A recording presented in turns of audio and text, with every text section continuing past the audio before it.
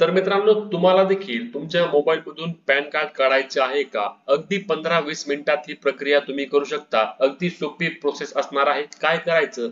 सविस्तर माहिती आपण आजच्या व्हिडिओमध्ये घेणार आहे. त्यामुळे व्हिडिओ शेअर करायला, चॅनलला सबस्क्राईब करायला आणि फेसबुकवर पाहत असल्यास आपल्या पेजला फॉलो करायला विसरू नका. तर चला व्हिडिओच्या मूळ मुद्द्याला सुरू करूया. तर यासाठी तुम्हाला Google वरती आल्यानंतर या ठिकाणी इन्कम टॅक्स असं सर्च करायचं आहे बघा. इन्कम टॅक्स मी या ठिकाणी सर्च करतो. त्यानंतर जी 1 नंबरची वेबसाईट आहे incometax.gov.in यावर तुम्हाला क्लिक करायचं आहे आणि क्लिक केल्यानंतर बघा क्विक लिंक्स म्हणून ऑप्शन येईल. तुमच्या मोबाईलवर देखील अशा पद्धतीने ओपन होईल आणि त्यानंतर तुम्हाला खाली आल्यावर इन्स्टंट ई पॅन हा पर्याय तुम्हाला निवडायचा आहे बघा. इन्स्टंट ई पॅन या पर्यायावर तुम्हाला क्लिक करायचं आहे. आता अनेक जण म्हणतील की हे पॅन कार्ड चालतं का?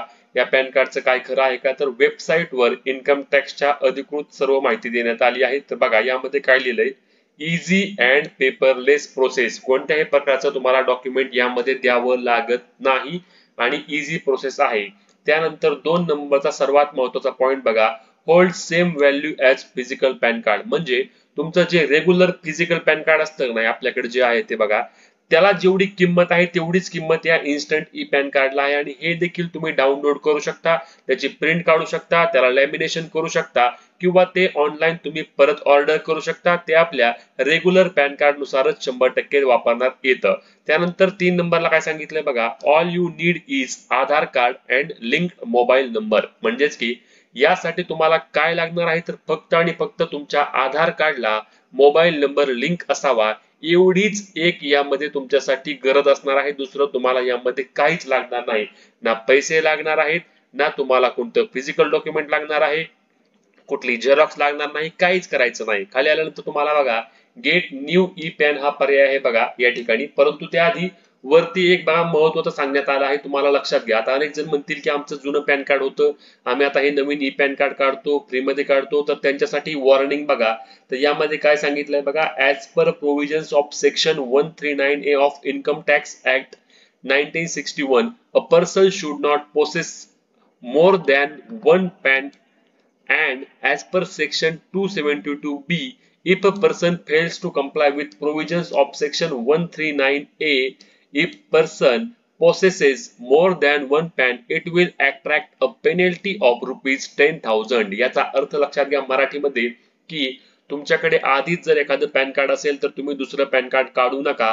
तुम्ही दुसरं पॅन कार्ड काढलं तर तुम्हाला यासाठी 10,000 रुपयांचा दंड आकारला जाणार आहे असे वेबसाईटवर तुम्हाला स्पष्टपणे सांगण्यात आलं आहे. त्यामुळेच जर तुमचं पॅन कार्ड आधी काढलेलं नसेल तर तुम्ही हे पॅन कार्ड काढू शकता.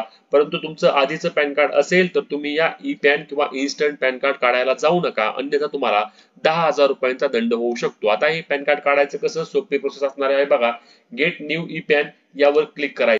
मोबाईलच्या स्क्रीनवरून पाहूया आता आपण. आता बघा या ठिकाणी मी माझा 12 अंकी आधार नंबर टाकतो. त्यानंतर आय कन्फर्म दॅट वर क्लिक करून कंटिन्यू म्हणायचं आहे. कंटिन्यू म्हटल्यानंतर बघा तुम्हाला खाली पुन्हा एकदा आय हॅव रीड यावर टिक करून जनरेट आधार OTP म्हणायचं आहे. जनरेट आधार OTP म्हटल्यानंतर तुमच्या आधार कार्डशी लिंक असलेल्या मोबाईलवर एक 6 अंकी OTP येईल. तो OTP या ठिकाणी टाकून पुन्हा एकदा कंटिन्यू या बटनावर क्लिक करायचं आहे. आता मी पुन्हा एकदा कंटिन्यू करतो आणि कंटिन्यू केल्यानंतर बघा आता शेवटची स्टेप आहे. आता शेवटच्या स्टेपमध्ये तुम्हाला या ठिकाणी तुमचा आधार नंबर जे आहे, तुमचा फोटो वगैरे, तुमचा ऍड्रेस सर्व माहिती दिसणार आहे. हे बरोबर आहे का ते तपासायचं आणि कंटिन्यूवर क्लिक करून पुन्हा एकदा तुम्हाला ईमेल ID व्हेरिफिकेशनवर या ठिकाणी बघा व्हॅलिडेट किंवा कंटिन्यू म्हणा. मी या ठिकाणी कंटिन्यू म्हणतो. कंटिन्यू म्हटल्यानंतर बघा पुन्हा तुम्हाला काय आलं आहे तर तुमचं या ठिकाणी इन्स्टंट ई पॅन जनरेट झाला आहे. तुम्हाला या ठिकाणी एक्नॉलेजमेंट नंबर देखील आला आहे. तो नंबर देखील तुम्ही या ठिकाणी कॉपी करून घ्यायचा आहे, जेणेकरून तुमचं पॅन कार्ड बनलंय का नाही हे कळण्यासाठी तुम्हाला हा नंबर टाकावा लागेल किंवा तुमचा आधार नंबर देखील तुम्ही टाकू शकता.